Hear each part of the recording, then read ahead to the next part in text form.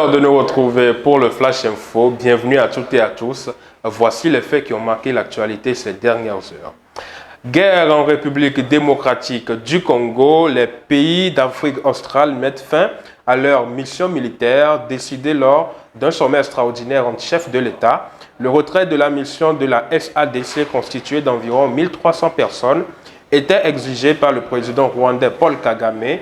Les pays d'Afrique australe ont mis fin au mandat de leur mission militaire dans l'est de la République démocratique du Congo. RDC a annoncé la communauté de développement d'Afrique australe, SADC, le jeudi 13 mars dernier, dans un communiqué publié à l'issue d'un sommet extraordinaire entre chefs d'État organisé en visioconférence. Celui-ci a ordonné le début d'un retrait progressif des troupes de la RDC où les rebelles du mouvement du 23 mars M23, soutenus par les forces rwandaises, ont fait une percée éclair ces derniers mois, indique l'organisation régionale. On regarde tout ça avec un reportage signé TV5 Monde. Une date a donc été définie pour une première rencontre inédite entre le M23 et les autorités congolaises. Les délégations ont rendez-vous mardi prochain à Luanda, en Angola. Des négociations de paix directes pour tenter de mettre fin à la guerre qui dévaste l'Est de la République démocratique du Congo. Une percée diplomatique notable qui s'accompagne d'autres tentatives diplomatiques, à l'image de cette réunion virtuelle organisée aujourd'hui entre les chefs d'État d'Afrique australe, la SADC, qui a annoncé le retrait progressif de ses troupes dans l'est de la RDC. Les précisions de Caroline Dumais. Ça fait plusieurs mois que les forces d'Afrique australe voulaient se retirer de RDC. Le Malawi avait annoncé dès la prise de Goma qu'il voulait faire entrer ses soldats. Et l'Afrique du Sud également, qu'elle préférait en fait une mission sous mandat de l'Union africaine. Mais chacun attendait en fait la décision collective de la SADC, la communauté des États d'Afrique australe. Et bien voilà, c'est fait avec une bonne dizaine de chefs d'État d'Afrique australe qui ont participé à la réunion, dont le président sud-africain Cyril Ramaphosa. Toujours en RDC, près de 20 soldats burundais combattant aux côtés de l'armée congolaise, tués selon des sources militaires. Les militaires burundais sont morts lors d'affrontements lundi et mardi contre le M23. Bujumbura a déployé depuis 2023 plus de 10 000 de ces hommes, de ces soldats en soutien à l'armée congolaise dans le cadre d'un accord de coopération militaire avec Kinshasa. Une vingtaine de soldats burundais qui combattent aux côtés de l'armée congolaise dans l'est de la République démocratique du Congo. Le groupe armé du mouvement du 23 mars M23 et ses alliés rwandais ont été tués dans des affrontements lundi et mardi 12-13 mars, ont déclaré jeudi à l'agence Afrique Presse deux sources militaires burundaises. L'administration Trump en appelle à la Cour suprême des droits du sol. Le président américain a signé en janvier un décret visant à abolir ce droit pour les enfants nés de parents qui se trouvent illégalement dans le pays ou sont sur des visas temporaires.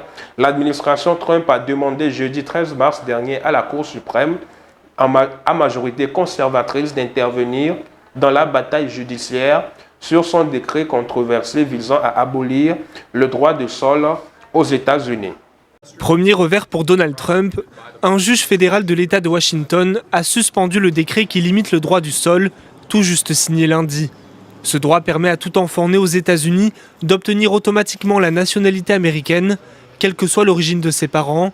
Il est garanti par le 14e amendement de la Constitution depuis 1868.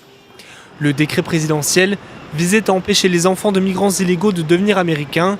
Saisi par plusieurs États, le juge fédéral a estimé que le décret de Donald Trump était inconstitutionnel. Nous sommes ravis que le juge ait émis une injonction temporaire ordonnant au gouvernement des États-Unis de ne prendre aucune autre mesure et de ne pas appliquer le décret anticonstitutionnel et anti-américain visant à supprimer le droit du sol en Amérique.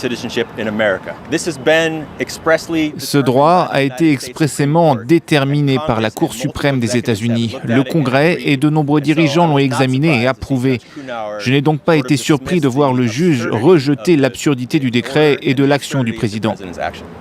Donald Trump a déclaré que son administration ferait appel de la décision, mais le procureur de l'État de Washington ne voit pas comment une cour d'appel ou la Cour suprême pourrait décider autrement, ce droit étant constitutionnel. Un scénario loin de décourager les élus républicains au Congrès. Ils estiment que le 14e amendement est sujet à interprétation. Ils veulent faire voter une nouvelle loi pour définir les conditions d'obtention de la nationalité américaine. La citoyenneté ne sera accordée qu'aux enfants nés aux États-Unis d'au moins un parent qui est soit, premièrement, un citoyen ou un ressortissant américain, deuxièmement, un résident permanent légal, ou troisièmement, un résident légal qui sert dans l'armée. Même si elle est votée, la question de la constitutionnalité finira par se poser. Or, pour modifier la Constitution des États-Unis, il faut l'approbation des 2/3 du Congrès et des 3/4 des États. Donald Trump ne possède pas une telle majorité.